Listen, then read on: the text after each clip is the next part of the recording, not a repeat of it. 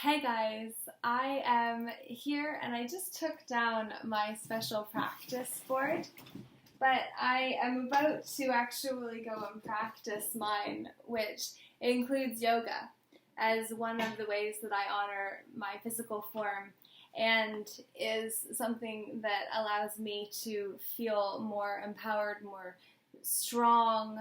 I feel more courageous when I am physically strong, and my mind is able to keep up with my body's physical endurance. It's an absolute game changer when you find the physical practice that works for you, and I highly, highly, highly encourage you to try some kind of martial arts or yoga, Pilates, bodybuilding, strength building, something that allows you to know that you can look after yourself and defend yourself if you need to. Because that ability to be a warrior on demand is what allows us to feel safe. And it is when we feel safe that then we feel like we are able to create at the highest level. Now, here is an outline that you probably can't see very well, but I'm going to be teaching about this special practice in an upcoming course. And to introduce myself as a teacher in a more formal way than on lives, I'm actually going to host a webinar on becoming full of inner peace. And I'm going to do that within the next 2 weeks. I am getting over myself and making sure that I actually get this out, because I've been sitting on this system for 2+ years while it turned into a system. Before that, it was just a bunch of really good ideas that were piecemealed, and it wasn't as powerful. And it's a good analogy, actually, for what it's like when individuals come together. On our own, it's just voices in the wind, and it's just like, you can read my book once it's ready, but you can also read Don Miguel Ruiz's book, and Bruce Lipton's book, and Robin Sharma's book, and Esther Abraham Hicks's book, and Brene Brown's book, my friend Dan Vanderwolf's book. You can read all of these books, and actually in Dan's book, he has what is the idea of freedom as the page that I had flipped to, and he has quoted Dr. Hawkins as saying, "A gift of love is a gift of love, and it has its own reward." It is the reminder that when we actually get back into the moment, when we actually get back to what really matters at the end of the day, it's being present. It's about giving everything that we have to what we're doing in that moment. It's about becoming a peaceful inner warrior that can defend yourself, but doesn't choose to hurt someone. Just knows that if they came at you, you could seriously mess them up, but don't want to. I have never been in a physical fight in my life because I have always chose to let somebody else be, and I used to bury it. Now I've gotten better at letting it out sooner, or moving it on, or sending it out to be transmuted with love and disconnecting myself from the situation. But the closest that I ever have to this point got to getting in a fight was when my dog had just been killed. Not killed, she was dying, which was even worse. And she was on the road, and we were all 17 years old, 18 years old, and she had been hit because it was dark and the driver hadn't been able to see her, and she was free in the country, crossed the road at the wrong time. It was horribly tragic, and I was devastated, and my family, my whole family, were absolutely devastated. She'd been with us for 13 years, part of the family, and then died on my brother's birthday party. But anyway, sad story, but in that experience, I was with another girl and 2 other guys, and basically she was pretty drunk, and basically my dog is dying. I'm trying to talk to her and comfort her and pet her and say, "Molly, it's going to be okay, like I'm here and I love you and thank you for everything," and just trying to be there with her while she made her transition into her next experience as her soul self.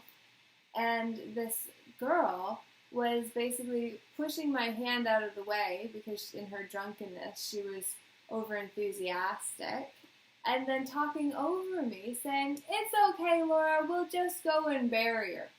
And by the time she said it 2, or definitely by the 3rd time, it was like I came back and was just going to punch her. But I didn't want Molly's last moments to be of me punching this girl and not being there for her last breath. And so I took my fist and I said to my friends, "Take her home now." And they did. They left. I was with Molly for her last moments, and then I carried her all the way back home, and the next day we buried her. And it was horribly sad, but it was an example of, in that moment, I prioritized what was most important to me. And I could have been right and said how inappropriate she was being and taught her a lesson by punching her and creating a fight, maybe even got hurt myself. My dog would have died while I was doing something that I would have regretted. Or I could have done what I did, which was the noble thing. And I caught myself because in that split moment, I knew I had a choice. Let go and hurt, or just let it go and send them on their way. And I'm grateful to this day for the choice that I made. And I know that when I was volunteering and I was connecting with some youth, there were some that would say, "But I black out and I can't control my emotions. They just overtake me." And it's just like, no, that is your habitual response. You haven't learned how to handle your emotions. And a lot of times when we're in a lot of emotional stress and crisis while we're growing up, it's very difficult for us to be able to be fully present and be creative in the moment, because we're contending with all the other distractions that are literally survival matters that we need to attend to in order to make sure we have a place to stay, that we have food to eat, water to drink, that we all have our basic needs looked after, because it's only survival, safety, belonging, respect, and then self-actualization. And self-actualization, self-respect, respect from others that we belong to or with, don't even become important until our safety and survival are met. So really tracing back to what's most important to people and realizing that when we are in those crisis states, we are in reactive states, we don't have access to the creativity, which is why in our moments of relaxation and our moments of openness, when we are feeling calm and when we are receptive because we trust the intention of what is being shared, it is in these moments that we can practice creating a special practice that we can actually apply to our lives.